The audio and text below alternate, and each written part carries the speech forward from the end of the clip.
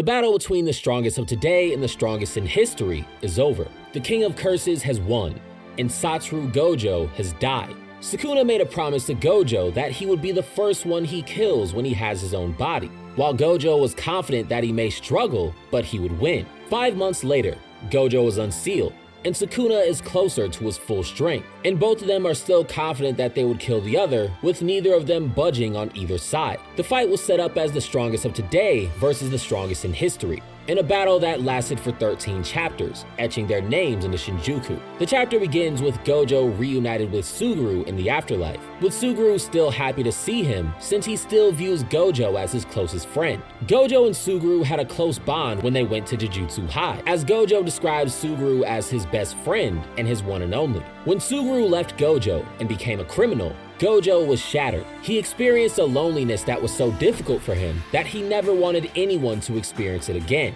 Even after Suguru waged war on all Japan, Gojo was the final person he saw, reminding him that he still trusted him after all this time. But Gojo isn't as happy as Suguru because his lessons to his students have been proven wrong. He doesn't want to have died knowing he taught his students the wrong things. Gojo always told Megumi that no matter how many allies you surround yourself with, you'll die alone, to push Megumi past his own limits, get him to be selfish, and bring out his true strength. Sorcerers face death on a regular basis, just like Gojo told Yuji in Chapter 2. Gojo described being a Jujutsu sorcerer as picking your own hell, and told his students to live selfishly for the sake of their own lives. Gojo's belief revolved around dying alone physically and being alone in the afterlife, but all of this was proven wrong when he was brought back together with everyone he cared about from his past. Gojo faces regret over not telling Megumi about his father, Toji Fushiguro, echoing Yaga's words that no sorcerer dies without regret. Gojo killed Megumi's father, Toji Fushiguro, all the way back in Chapter 75, and Toji's last words were telling Gojo about his son and to do what he wanted.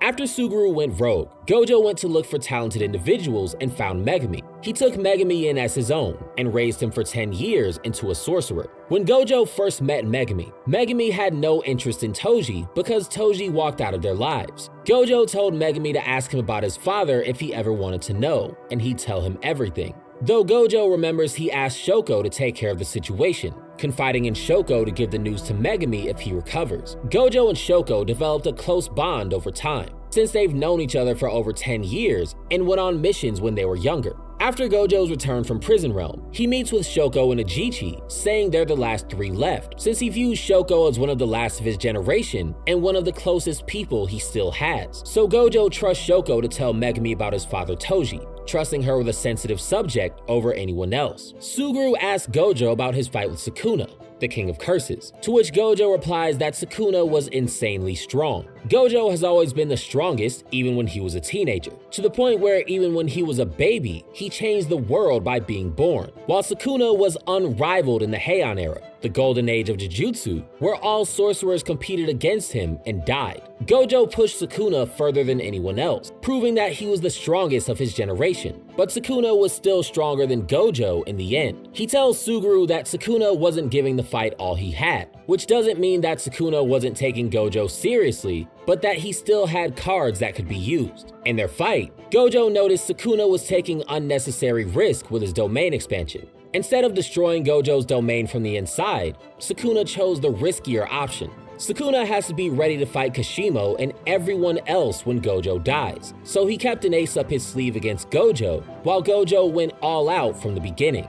Gojo even goes as far as to claim that the fight between himself and Sukuna would have been close even without 10 Shadows, showing how much respect he has for Sukuna's strength as the King of Curses. Gojo and Sukuna clashed domain expansions several times, both of them being equal in strength and having to push each other to new heights to overcome the other. Gojo was even pushed to the point where he was bleeding through the nose from damaging his own brain to keep fighting, with Sukuna suffering the same way from Gojo's unlimited void. Through the fight, Gojo even destroyed part of his brain and healed it to keep his technique active, which Sukuna copied after seeing it a single time, showing that the fight was close regardless of Maharaga and Agito. Geto was shocked Gojo would say someone can do this since it's not the way he knows Gojo to be. He's known Gojo for years and knows he's always taken pride in his strength. He called looking out for the weak a pain when they were younger, showing he valued others based on their strength early in his life. Even when they had to face a group of terrorists, Gojo had no concerns because they were the strongest. He saw no threat that could take them down with he and Suguru together. He even willingly fought Toji to give Suguru time to escape with Riko and Kuroi. So it's odd to Suguru to see Gojo so candid about someone being able to push him to his limits. The two continue and Gojo feels sorry for Sukuna. He knows the feeling of isolation that comes with strength. There was always a gulf between him and those who adored him. They may have admired Gojo, but they would never see the same world that he did. You can admire a flower and help it bloom, but you can't ask it to understand you. While he could raise a new generation of students, they would never understand him as the one who stands above them. While he was surrounded by others, Gojo's loneliness at the top kept going after Suguru was gone. He had people he was close to, but no one who would understand his point of view since they all looked to him when things got rough.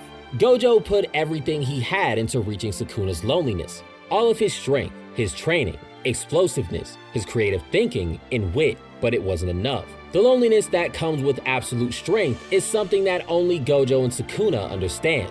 As the two unrivaled strongest from their respective eras lived in a different world than those around them. Yorozu's words even echoed in Sukuna's head about the loneliness that comes with absolute strength. Loneliness that Yorozu aimed to answer with her love, but was unable to do in the end. Gojo recognized this in Sukuna and tried to answer him with a fight against someone who was on his level, aiming to reach both Sukuna's loneliness and his own with everything that he had.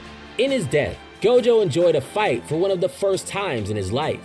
Fighting Sukuna had shown him something that no other opponent could in his lifetime. Gojo's fight with Sukuna was the first time he could lose in over 10 years. Almost every fight he had was like an elephant tap dancing on ants. To remember the last time he felt like he could lose, he had to think back to his fight with Toji, where he almost died as a teenager over 11 years ago, and hasn't had that feeling since. Gojo's loneliness of unrivaled strength has been satisfied in his fight with Sukuna, giving him happiness in his last moments as he's finally found the rival he's been searching for many years. Gojo is disappointed that Sukuna couldn't give his all against him and calls it a shame. He views Sukuna as the only other person that could rival him and is disappointed that he gave everything while Sukuna still has more in store. He views himself as the only person that can answer Sukuna's loneliness, the only other person who understands what being unrivaled truly means. He thinks he died unable to convey that while knowing how that isolation feels. That all his life culminated into one fight wasn't enough to reach the strongest in history.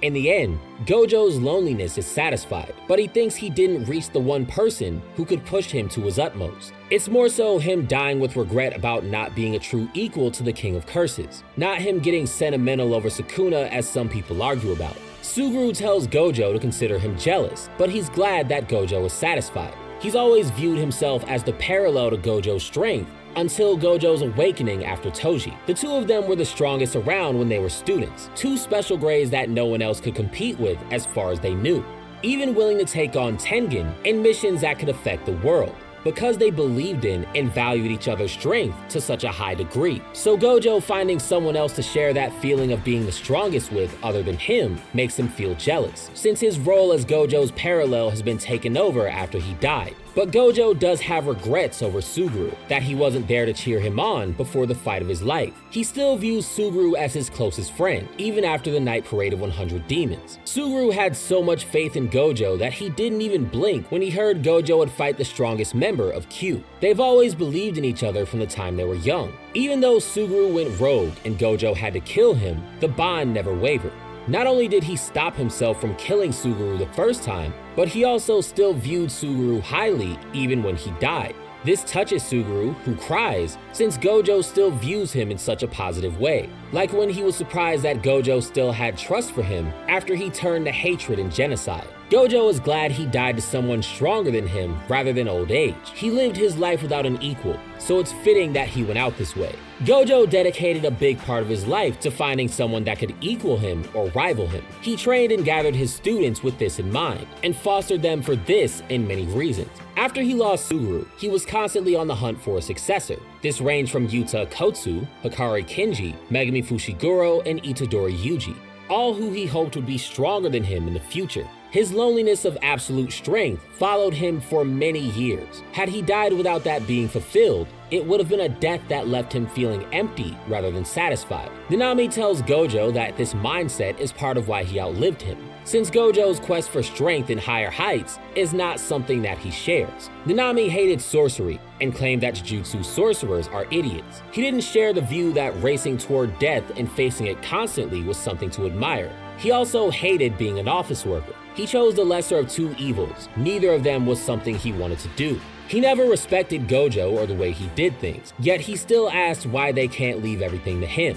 He trusts Gojo and has faith in him that he would succeed in the Jujutsu world, even with their differences. Nanami thinks Gojo doesn't fight for others, but for himself. His classmates agree, and Gojo looks distraught. He's disappointed that others think so low of him, which he also brought up to Ajichi. Nanami views Gojo as superficial with deep dark strength, comparing him to Mahito, who he sees as a monster and a danger to the world. Gojo has been shown caring for his students, especially Megumi, Yuta, and Yuji, raising Megumi from the time he was a child, and even putting his life on the line for Yuta and others. He even has a bigger goal of resetting the Jujutsu world to free it from corruption, so he's disappointed that Nanami thinks so low of him despite how he lived.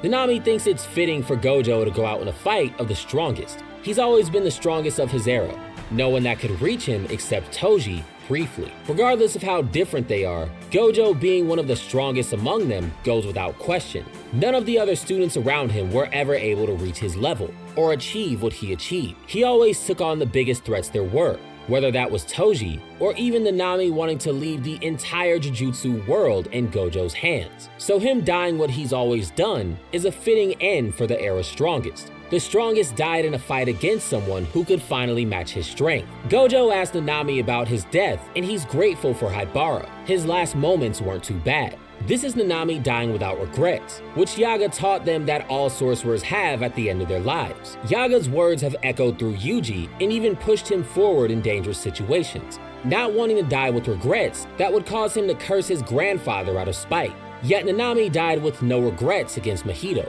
not only in Shibuya, but he even expressed the same thing when he was almost killed and saved by Yuji early on, proving that both Gojo and Yaga's ideas about death were wrong in the end. Not only are you not alone when you die, but you aren't guaranteed to die with regrets either. All the students are enjoying their time together, and Riko is seen with Kuroi. All those who died in the past are smiling together now that their suffering is done. Riko is enjoying her moments with Kuroi, who was the only family she had after the death of her parents. Kuroi is enjoying her time with Riko as well, since Riko is someone who she would risk her life for, since she values her so much. Toji is also in the background right behind Kuroi and Riko, who he, killed. How Toji got to Jujutsu Heaven is a question by itself, but let's ignore that for now. The afterlife is the exact opposite of what Gojo expected. He values the time he gets to spend with those he lost over the years. Gojo viewed himself, Ajichi, and Shoko as the last of his generation. With his view of being alone in death, he thought that he would never see those he cared about again. He finally gets to see those he missed spending time with over the years. All the people who were close to him that died in the Jujutsu world. He enjoys his final moments, thanks to being with the people he loves, hoping it isn't a dream and that this feeling never ends. Back on the outside, Sukuna explains how Maharaga's adaptation works, telling Gojo in his last moments how he cut past his infinity. Maharaga adapts after taking a single attack and starts to analyze, and will complete its analysis over time, answering Yuji's question on whether Maharaga adapts from time or experience. Taking more of the same attacks makes Maharaga adapt faster, and with Gojo using both red and blue on Maharaga repeatedly, this only sped up the process. Once it's adapted, it keeps adapting further. Even the 3 spins of the wheel that were mentioned before weren't all there were to Sukuna's plan, since Maharaga would keep adapting even further. Sukuna explains he watched Maharaga to learn how to get past Gojo's infinity, showing that Maharaga was a part of Sukuna's plan from the very beginning. All the way back in Shibuya, Sukuna fought Maharaga for the first time. After seeing how Maharaga adapts, he says, "You've shown me the way, Megumi Fushiguro," as his plan to beat Gojo was already in motion. Sukuna was watching Maharaga adapt to Gojo's infinity by changing its own cursed energy. this wasn't something Sukuna could use. Sukuna waited until Mahoraga found an adaptation that he could use himself. When Mahoraga cut off Gojo's arm, Sukuna found his answer. Sukuna targeted space and existence to kill Gojo. He learned this from Mahoraga's final adaptation, before it was taken down by Unlimited Hollow. Gojo's infinity manipulates space to infinitely slow down anything that tries to damage him, so Sukuna's dismantle and cleave were useless outside of his domain. Mahoraga wasn't targeting Gojo, but space and existence itself, and it ripped through existence to cut Gojo down. If Gojo's infinity exists within space, it'll be torn apart, giving Gojo no way to defend himself with his curse technique, since cutting space gets rid of his infinity completely. Sukuna looks down to Gojo and tells him he'll never forget him for as long as he lives. He respects Gojo as an opponent more than any other he's faced so far in the series. Gojo died thinking he didn't meet Sukuna's loneliness of being the strongest. This disappointed him since he gave everything he had to do so. Sukuna also mentions that even with Mahoraga, his kill on Gojo was almost impossible to pull off, showing that while Gojo thought he wasn't strong enough to reach Sukuna, he truly did reach that level in the end. Hearing these words, Gojo dies with a smile on his face, hearing that all his life's efforts put into one fight reached the person who could understand him the most as the strongest that there is. With no hesitation, Kishimo is ready to fight Sukuna after 400 years of waiting, and Sukuna is ready to fight Kishimo without a single break after killing Gojo. Kishimo was on his deathbed wanting to fight the strongest sorcerer alive, and agreed to become a cursed object for 400 years to be brought back and face Sukuna. Even when facing Hikari, no matter how close he got to death, he refused to use his technique, since he's saving his technique for Sukuna and won't use it against anyone else in the series. Kishimo is now rushing toward the fight with Sukuna, ready to show why he's the god of lightning, how he would fare against a weakened Sukuna, and why he waited so long to use his technique for a single time. With the death of Satoru Gojo, the strongest of his era has met his end. Click the video on your screen to hear more about how he lived.